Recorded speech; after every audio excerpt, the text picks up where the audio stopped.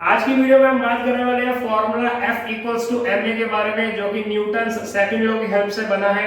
अब इस फॉर्मूले में force equals to mass into acceleration जब हम लिखते हैं तो कई स्टूडेंट में ये कंफ्यूजन यहाँ पे क्रिएट होती है। वो बोलते हैं force directly proportional to mass और force directly proportional to acceleration. अब फॉर्मूले से तो ये चीज जस्टिफाई हो रही है कि force directly proportional to mass and force directly proportional to acceleration. But जो आपके बेसिक कंसेप्ट्स है ना, जो लाइक आप चीजों को जब न्यूमेरिकल सॉल्व करते हैं तो उसमें अप्लाई करते हो तो वो कुछ गड़बड़ा जाते हैं जब इसको इस तरीके से बोला जाता है। और मोस्टली स्टूडेंट्स आंसर करते हैं, जब मैं पूछता हूँ कि what is Newton's second law, तो आंसर बोलते हैं force equals to mass into acceleration. अब ये न्यूटन्स की सेकंड लॉ से बनाया हुआ एक फॉर्मूला है, ना कि न्यूटन्स सेकंड लॉ। फर्स्ट चीज तो मैं ये क्लियर करना चाहूंगा कि this is a formula which we have established with the help of the Newton's second law। ये न्यूटन सेकंड लॉ एग्जैक्ट ये नहीं है। न्यूटन सेकंड लॉ तो ये था, the time rate of change of momentum on a body is directly proportional to the force applied on that body। ये है Newton second law, उसकी हेल्प से हमने ये फॉर्मूला एस्टैब्लिश करा। तो पहली कंफ्यूजन तो ये चीज आप क्लियर करो कि जब न्यूटन सेकंड लॉ कोई पूछेगा तो ये फॉर्मूला आप अगर लिखोगे तो बात आप फॉर्मूला आपका ठीक है, बट न्यूटन सेकंड लॉ भी पहले आप जस्टिफाई करो, पहले उसको डेफिनेशन दो उसकी। और सेकंडली जब आप इस चीज को इस तरीके से प्रेजेंट कर रहे हो तो कुछ स्टूडेंट्स में यहाँ पे कंफ्यूजन ये क्रिएट हो रही है कि force directly proportional to mass and force directly proportional to acceleration. तो मैंने अपने चैनल में पहले भी एक वीडियो डाल रखी है जहाँ पे V इक्वल्स टू IR हमने रिलेशनशिप जब एस्टैब्लिश करा था तो उसमें देखा था कि करंट जो था वो सिस्टम में यहाँ पे प्रोड्यूस हो रहा था और करंट डायरेक्टली प्रोपोर्शनल था V के और इनवर्सली प्रोपोर्शनल था R के। तो ऐसे ही इस फॉर्मूले में भी हम लोग समझेंगे क्या चीज जो है सिस्टम में प्रोड्यूस होती है और फिर वो चीज बाकी किन दो चीजों पे डिपेंड करती है। तो यहाँ पे हम लोग कुछ एक्सपेरिमेंट्स परफॉर्म करने वाले हैं और उसकी हेल्प से हम लोग इस फॉर्मूले तक पहुंचेंगे और मैं कोशिश करूंगा कि आपके कंसेप्ट्स और ज्यादा क्लियर हो पाए और चीजें आपको और बेहतर से समझ आ पाए। तो सबसे पहले मेरे पास यहाँ पे एक बॉल है और इसकी हेल्प से हम लोग एक एक्सपेरिमेंट करेंगे और फिर समझेंगे इस फॉर्मूले के बारे में। तो यहाँ पे मैं इस बॉक्स को प्लेस कर रहा हूँ और ये देखो ये बॉल है यहाँ पे। अभी इसको मैंने यहाँ पे रखा, as you can see here। Let's dim some lights so it can be viewed better। Let's dim the lights। Okay, I think it's better now। So this is the ball we have over here and now I'm going to provide a little force to it। इसको थोड़ी सी force provide करता हूँ मैं और फिर देखते हैं क्या होता है। देखो जैसे मैंने इसको थोड़ा सा force provide करा, बॉल इधर से मूव करके इधर गया। अब यहाँ पे इसको थोड़ा सा समझते हैं कि हुआ क्या यहाँ पे। So let me use this। तो बॉल पहले रेस्ट पे था यहाँ पे, it was at rest here। So the inertial like it was at rest, no external force is acting on it। तो यहाँ पे हम लोग लिखेंगे इसकी वेलोसिटी जो अभी है right now it's 0। तो जब मैंने इसको यहाँ पे हल्का सा पुश करा, इसको एक बार यहाँ रखते हैं। अभी इनर्शियल वेलोसिटी इसकी 0 है, इसको मैंने पुश करा और बॉल इधर गया। अगर इसको हम लोग ऐसे देखो जा रहा है, बहुत धीरे से जा रहा है, क्लियरली दिख भी रहा होगा। इसकी वेलोसिटी अगर मैं एग्जैक्ट आप लोगों को बताऊं तो अराउंड 0.4 और 0.3 मीटर पर सेकंड, इससे ज्यादा नहीं होगा। तो इसकी वेलोसिटी जो आदमी अटेन करता है वो 0.3 मीटर पर सेकंड कर देता है। अब इसकी वेलोसिटी हम लोग देखें, जब इसको मैं इधर ऐसे पुश कर रहा हूँ तो ये 0.3 या 0.4 मीटर पर सेकंड से जा रहा है।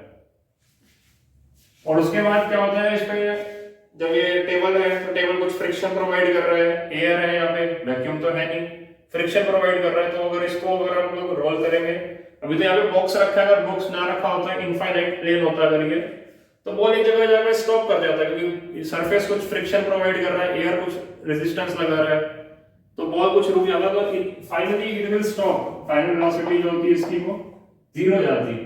बट जब 0 इसकी इनर्शियल थी, momentarily for a very split second you can say 0.0000 for that part of second, जब ये यहाँ से यहाँ तक आया, 0 से 0.3 तक आया, तो कुछ एक्सेलरेशन हुआ, जस्ट इतने पार्ट के लिए कुछ एक्सेलरेशन हुआ इसमें।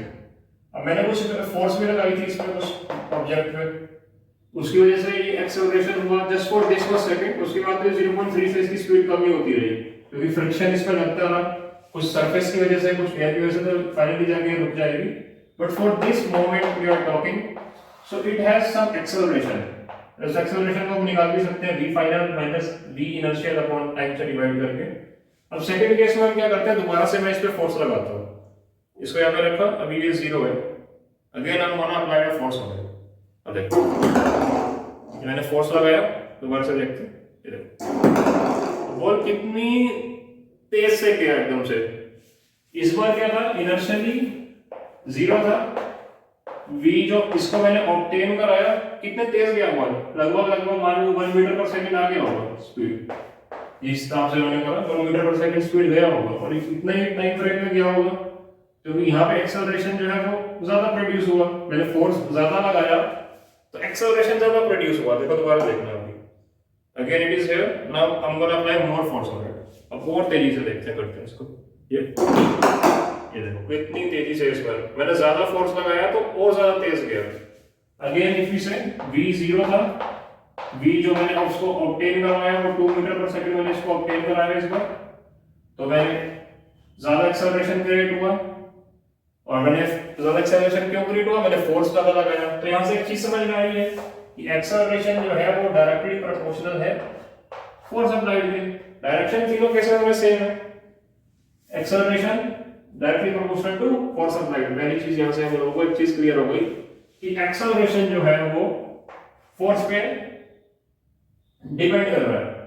देखो अभी फॉर्मूले से हम लोग पढ़ रहे थे ना, force equals to mass into acceleration, तो समझ में आया था कि फोर्स जो है वो डायरेक्टली प्रोपोर्शनल है एक्सेलरेशन के। मतलब इस तरीके से माइंड में बिल्ड अप होता है, बट जब हमने प्रैक्टिकल करा तो समझ में आ रहा है कि एक्सेलरेशन जो है वो डिपेंड कर रहा है फोर्स पे। लाइक आप लोगों को लगेगा कि what stupid is this man talking की फोर्स इसको और इसको अलग-अलग बोल रहा है।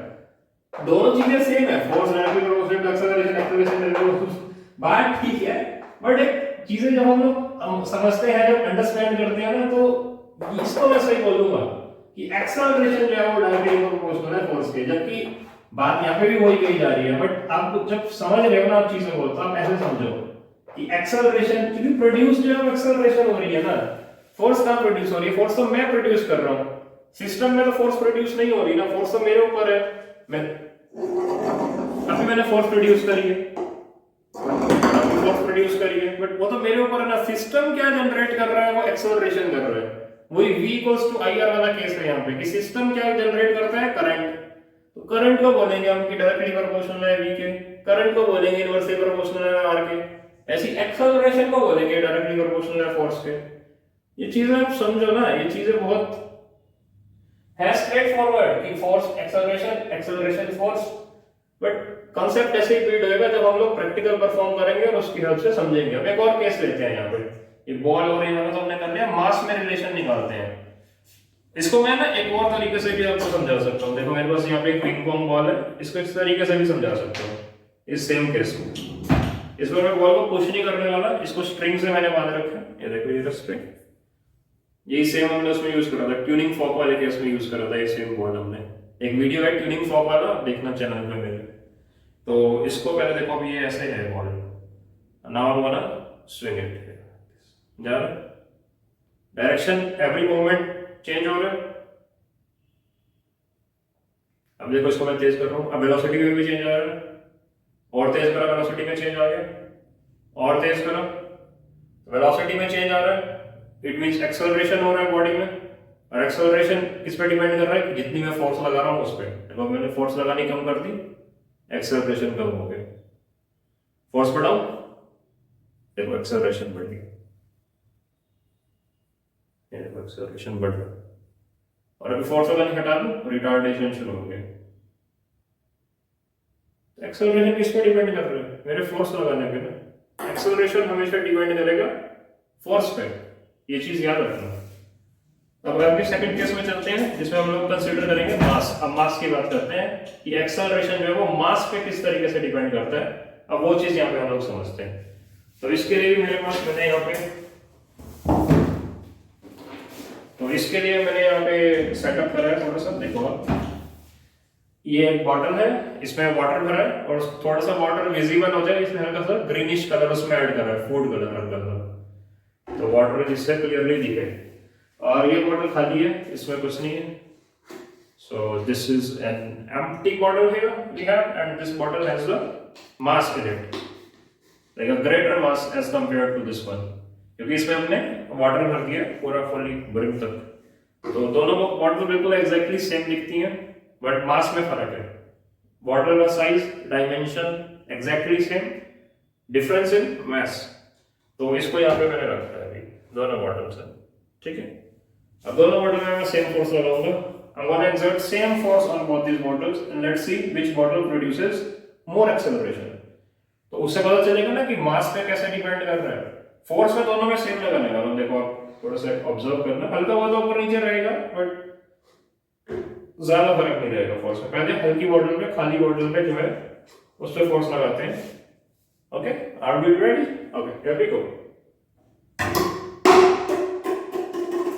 बॉटल गया, फोर्स लगाया, बॉटल वैनिशेस, ये देखो वहां से टकरा के वापस भी आ गए। हियर इट इज, उधर से टकरा के वापस आया ये। अब इस पे अब सेम फोर्स लगाते हैं। देखो ये तो कितनी स्पीड से गया था, आई थिंक सो 3 मीटर पर सेकंड से गया होगा ये, और 2 मीटर पर सेकंड से तो बहुत आराम से गया था ये। अब इसकी बारी है, सेम फोर्स लगाएंगे इस पे। So we are ready to go. Roman Reigns, Superman punch. Okay, here we go. Here we go. Bottle, कुछ भी है, वेलोसिटी अटेन ही नहीं करी इसमें, कुछ इधर से गया और इधर से, बस वेलोसिटी कुछ अटेन ही नहीं कर पाया। I think so like 0.1 metre per second, उससे भी कम ही होगा। तो दोनों केस में मैंने देखा है, मैंने लाइट मास, इसका मास बहुत कम है, ये थोड़ा सा हैवी है। तो जब मैंने इसको थोड़ा सा रखा, तो पहले लाइटर ऑब्जेक्ट के लिए जब मैंने फोर्स लगाई, फोर्स मैंने दोनों केस में नियरली सेम लगाई है, हल्का सा फर्क हो सकता है लेकिन बट अराउंड सेम लगाई है। तो लाइटर ऑब्जेक्ट जब मास कम था तो एक्सेलरेशन क्या था, ज्यादा प्रोड्यूस हुआ था, speed I think 3 metre per second तक गया था वो। और जब मास बढ़ा, एक्सेलरेशन क्या था, कम प्रोड्यूस हुआ। तो यहाँ से चीज समझ में आई कि एक्सेलरेशन जो है इन्वर्सली प्रोपोर्शनल है किसके, मास के। मास बढ़ता है, ए कम होता है, दो रिलेशन आ गए, A directly proportional to F, inversely proportional to M. A equals, sorry, proportionality sign, force upon which one, mass. So A is inversely, proportionality sign, force upon mass। इस तरीके से ये देखो स्टेप, और यहाँ से ये चीज पहले हमने एस्टैब्लिश करी। तो I think it's better to say कि acceleration is directly proportional to force and acceleration is inversely proportional to mass, क्योंकि सिस्टम में हमेशा एक्सेलरेशन प्रोड्यूस हो रहा है। यहाँ पे भी दोनों केसेस में जब बॉटल्स रखी थी तो सिस्टम में जब मैंने हिट करा, सिस्टम में क्या हुआ, एक्सेलरेशन प्रोड्यूस हुआ दोनों केसेस में। बट एक्सेलरेशन डिपेंड कर गया मास के ऊपर, जिसका मास कम था, जिसका मास कम था वहां पे, जिसका मास कम था वहां पे एक्सेलरेशन जो है वो ज्यादा हो गया। तो यहां से मैंने एक रिलेशन एस्टैब्लिश करा कि एक्सेलरेशन इनवर्सली प्रोपोर्शनल है मास के और डायरेक्टली प्रोपोर्शनल है फोर्स के। तो यहां से फॉर्मूला हमारा बनता है, अगर प्रोपोर्शनलिटी साइन हटा के मैं 1 लगा दूं तो acceleration equals to force upon mass, और यहां से बन जाता है हमारा formula F equals to ma। ये बढ़िया बन गया वो फॉर्मूला, इसके हम स्टार्टिंग में बात कर रहे थे, force equals to mass into acceleration, ये रहा फॉर्मूला, ये ऐसे बन गया एक्सेलरेशन फोर्स अपॉन मास। तो यहां से हमारा जो फॉर्मूला है वो बन गया। और इसको अगर इस तरीके से हम लोग थोड़ा समझेंगे ना, acceleration equals to force upon mass, तो शायद कांसेप्ट ज्यादा क्लियर होगा। हम न्यूटन सेकंड लॉ की हेल्प से बनाएंगे फॉर्मूले को तो और मजा आएगा। देखो न्यूटन सेकंड लॉ की हेल्प से इस फॉर्मूले को बनाता हूं अभी। लाइट्स को दोबारा से करते हैं हाई, लाइट्स दोबारा से ब्राइट कर देते हैं।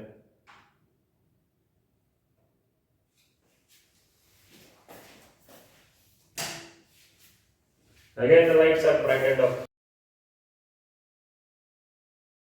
Here we go. Newton's second law. Newton's second law क्या कहता है कि मोमेंटम जो है, rate of change of momentum is directly proportional to force applied. Rate of change of momentum d by dt of momentum, ये mass नहीं है, momentum है ये, p मोमेंटम का साइन p। तो ये न्यूटन का सेकंड लॉ है, d by dt of p, p को mv लिखूंगा, d by dt mv directly proportional to force, m constant, एक बॉडी की बात कर रहा हूं अभी सिर्फ, मास बाहर आ गया, d by dt v directly proportional force, m d by dt of v सबको पता है, acceleration directly proportional to force, sign हटाओ m में फोर्स तो आ गया, ये ऐसे बन रहा है वो न्यूटन सेकंड लॉ की हेल्प से फॉर्मूला जो बन रहा है, फॉर्मूला जो एस्टैब्लिश हो रहा है, तो ये वो फॉर्मूला है। यहाँ पे भी जब बात करी जाती है तो rate of change of time rate of change of momentum की बात करी जाती है कि वो फोर्स के डायरेक्टली प्रोपोर्शनल है, और उसमें भी वेलोसिटी टर्म मेंशन होती है कि जो रेट ऑफ चेंज ऑफ ये हमारा इसमें वेलोसिटी, मास को तो बाहर निकाल दिया, ये देखो यहाँ पे भी जो बात हो रही है, तो इस टर्म को देखो प्रेफर पहले करा जा रहा है कि जो ये टर्म है ना, ये डायरेक्टली प्रोपोर्शनल टू एफ है, इसको फिर फॉर्मूले में से घुमा के लिखते हैं, फॉर्मूले में ये चीज पहले है, आगे देखो ना ये चीज पहले है फॉर्मूले में, इसको फिर घुमा के लिखा जाता है ऐसे, ये देखो m इक्वल्स टू f नहीं, घुमा के लिखेंगे इसको, force equals to mass into acceleration.